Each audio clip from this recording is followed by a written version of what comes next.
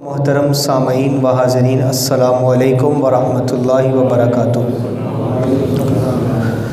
اللہ رب العزت کا بے پایہ شکر ہے کہ اس کی دی ہوئی توفیق سے اور اس کے محبوب کے نالین پاک کے تصدق سے ہمیں ایک مرتبہ پھر ان بابرکت ساعات میں اللہ رب العزت کی بارگاہ میں حاضر ہونے کا شرف حاصل ہو رہا ہے۔ اللہ رب العزت ہم سب کا آنا اپنی بارگاہ میں قبول فرمائے، ان لمحات کو ہمارے لیے توشہ آخرت بنائے۔ آج کے درس حدیث کے لیے میں نے جو موضوع منتخب کیا ہے وہ ہے مزاح کے شرعی آداب۔ ہمارے ہاں مزاح کیا جاتا ہے، بلکہ مزاح نہیں بلکہ مذاق کیا جاتا ہے۔ دو باتوں میں فرق ہے۔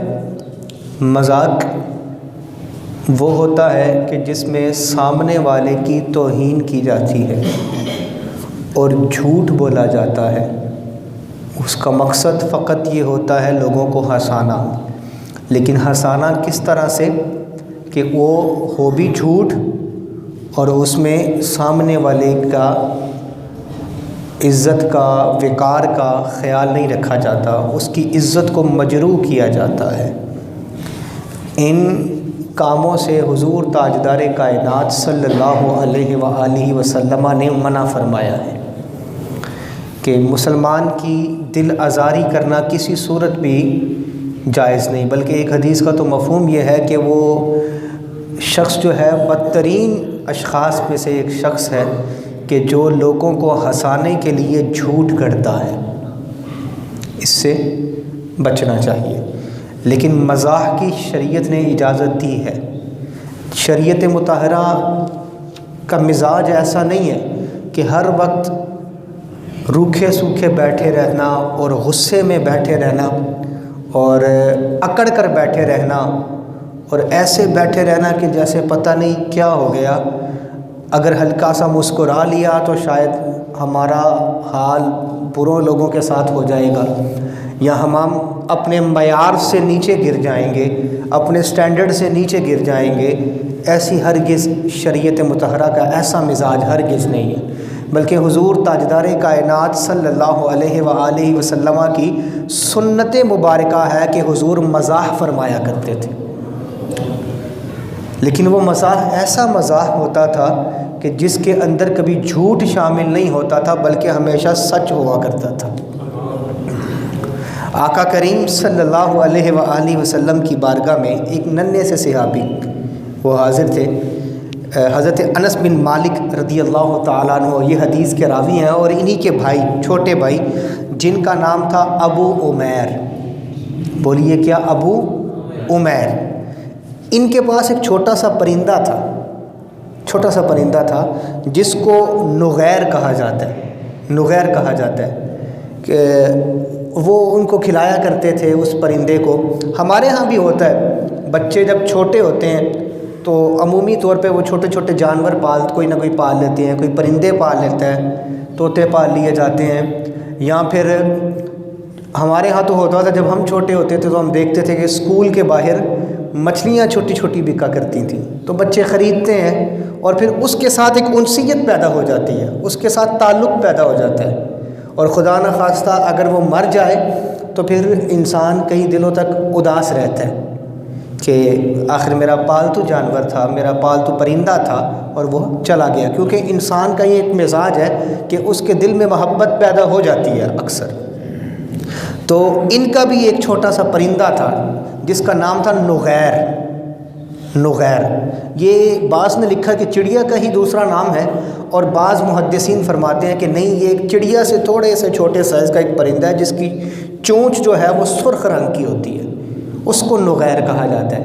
ان کا نام تھا عمیر، ابو عمیر، اور اس پرندے کا نام تھا نغیر۔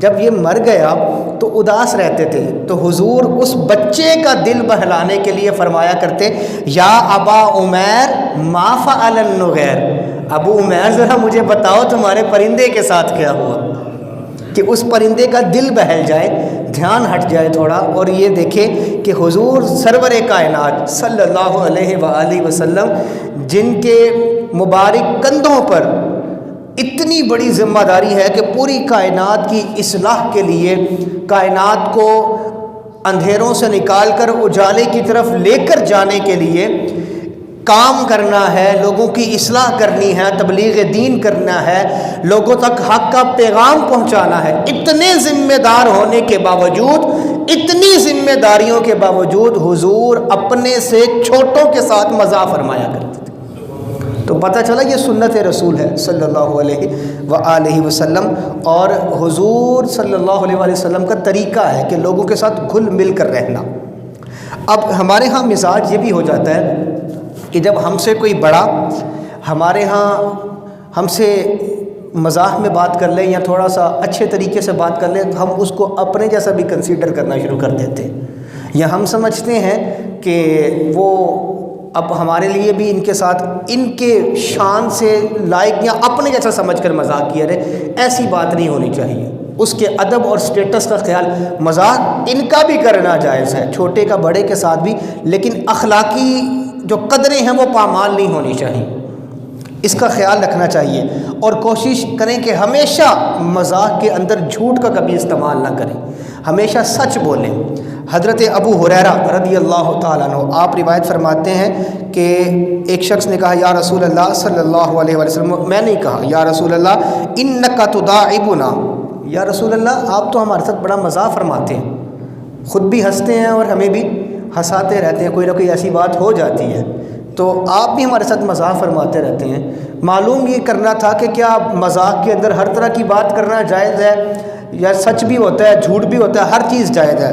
آقا علیہ السلام نے اس پر فرمایا انی لا اقول الا حقا، آقا علیہ السلام نے فرمایا بے شک میں تم سے مزاح کرتا ہوں، لیکن یہ بات یاد رکھو مجھ محمد نے مزاح میں بھی کبھی حق کے سوا کوئی دوسری بات نہیں کی ہے۔ یہ آقا علیہ السلام کی شان تھی کہ حضور مزاح بھی فرماتے اور کیا کرتے، حق اور سچ بولتے ہوئے مزاح فرمایا کرتے تھے۔ حضرت انس بن مالک رضی اللہ تعالیٰ عنہ آپ روایت فرماتے ہیں ان رجلا استحمل رسول اللہ صلی اللہ علیہ وسلم فقال انی حاملک علی ولد ناقۃ، فرماتے ہیں کہ ایک شخص حضور کی بارگاہ میں آیا اور آ کر عرض کرتا ہے یا رسول اللہ صلی اللہ علیہ وسلم مجھے سواری کے لیے اونٹ دے دیں، مجھے سواری کے لیے بولیے اونٹ دے دیں۔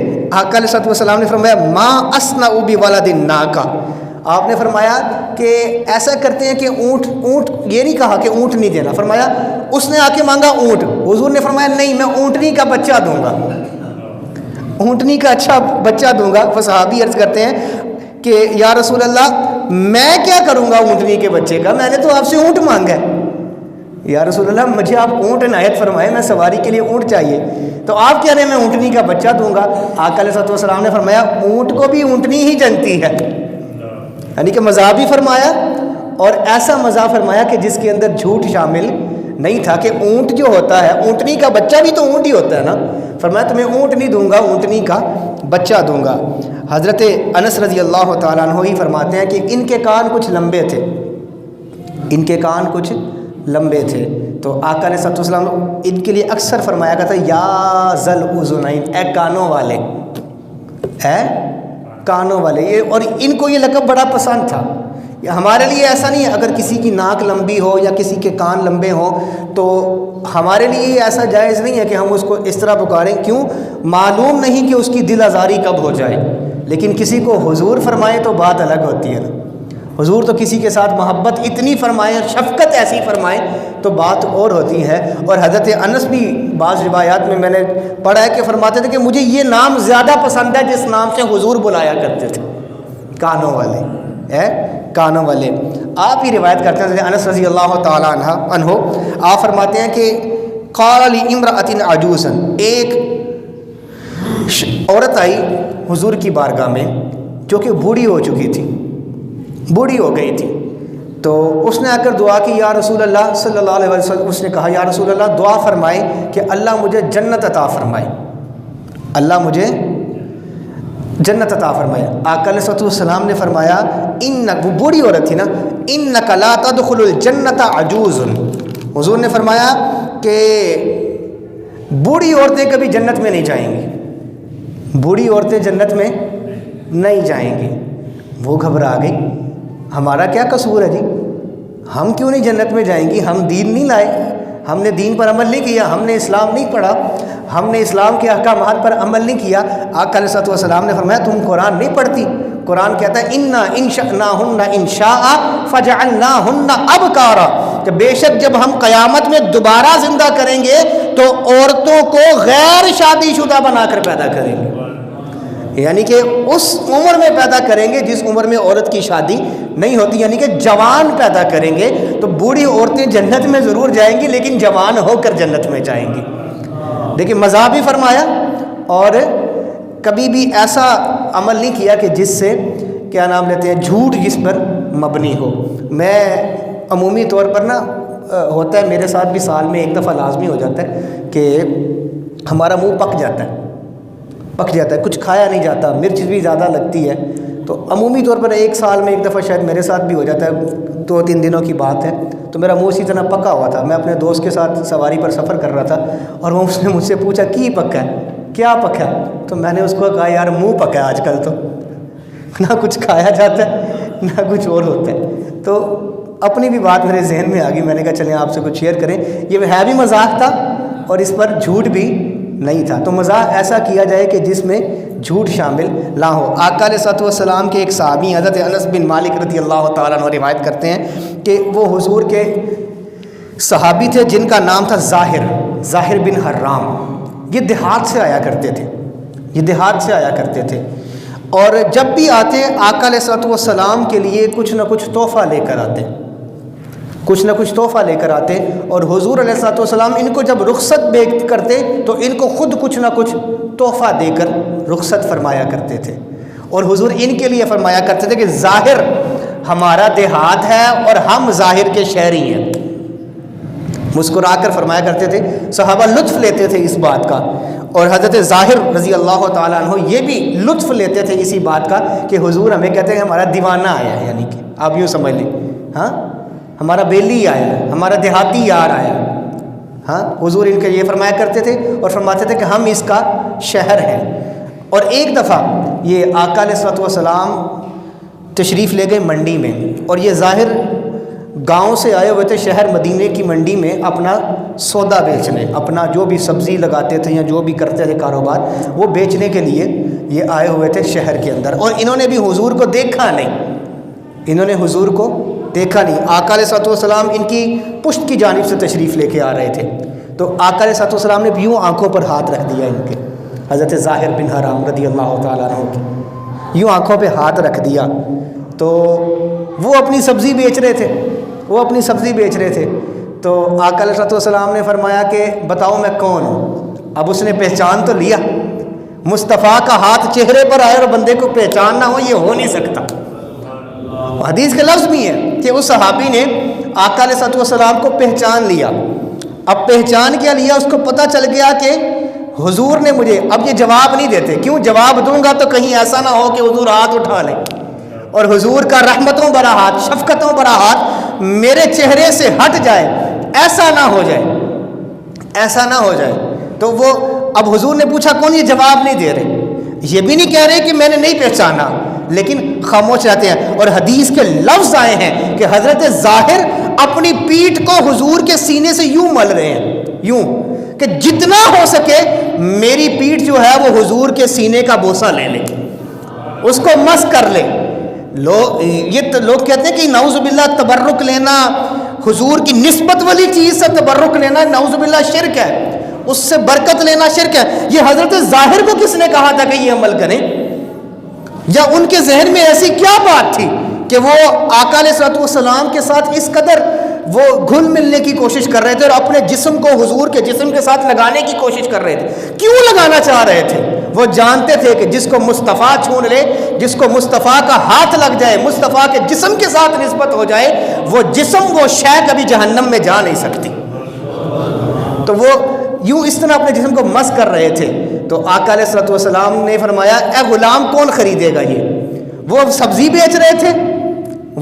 بیچ رہے تھے اور یہ کہہ رہے تھے یہ غلام کون خریدے گا؟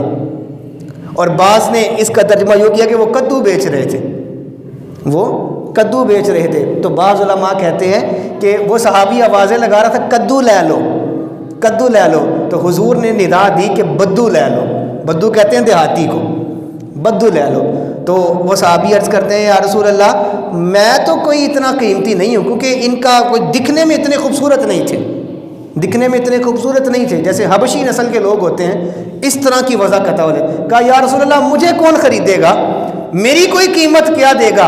آقا علیہ الصلوۃ والسلام نے فرمایا اللہ کے ہاں تو دنیا کے امیر ترین بندوں میں سے ایک بندہ ہے کہ جس کی قیمت سب سے زیادہ ہو, تیرا شمار اللہ کے ہاں ان لوگوں میں ہوا کرتا ہے. تو اس کا عمل کیا تھا؟ حضور سے محبت کیا کرتا تھا بس.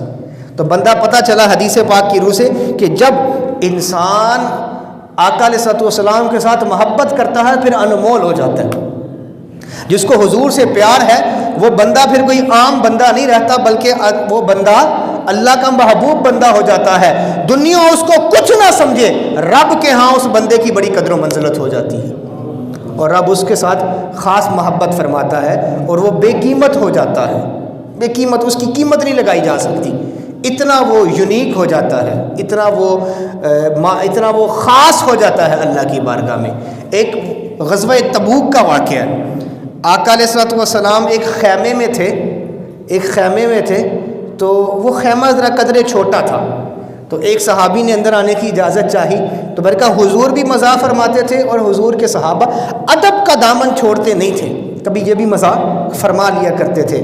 تو وہ اب کیونکہ خیمے میں اگر جگہ کم ہو اور اندر آنے کی اجازت مانگی جائے اور اجازت ساری کی ساری مل جائے, آ جاؤ اجازت, تو صحابی نے کہا یا رسول اللہ سارا ہی آ جاؤں, یعنی کہ جگہ تھوڑی ہے تو سارا آ نہیں سکوں گا اندر, یا رسول اللہ سارے کا سارا ہی اندر آ جاؤں. تو مزاح میں فرمایا, آقا علیہ السلام مسکرائے فرمایا ہاں بندے سارے کا سارا اندر آ جا. سیدنا صدیق اکبر رضی اللہ تعالیٰ عنہ آقا علیہ السلام کے کاشانہ اقدس میں حاضر ہوتے ہیں, داخل ہونے لگتے ہیں تو اندر سے آواز آتی ہے ام المؤمنین سیدہ طیبہ طاہرہ عابدہ سیدہ عائشہ صدیقہ رضی اللہ تعالی عنہا. یہ حضور سے کسی معاملے میں بات کر رہی تھی اور ان کی آواز حضور کی آواز سے تھوڑی بلند ہو گئی. کوئی بات چل رہی ہوتی ہے نا گھر میں, تو ان کی آواز کسی قدر حد تک حضور کی آواز سے بلند ہو گئی. سیدنا صدیق اکبر کی غیرت ایمانی دیکھیں. میں نے آپ کو پہلے بھی بتایا کہ جب سے یہ آیت نازل ہوئی تھی نا, لا ترفعوا اصواتکم فوق صوت النبی, ایمان والوں حضور کی آواز سے اپنی آواز کو بلند نہ کرنا. صحابہ کہتے ہیں کہ ہم نے کبھی مجلس میں صدیق اکبر کی آواز نہیں سنی تھی. تو خود کا اپنا عمل یہ تھا, تو پھر بیٹی تھی نا, تو دیکھا کہ اس کی آواز بحث کرتے ہوئے بات کرتے ہوئے بیٹی کی آواز حضور کی آواز سے بلند ہو گئی.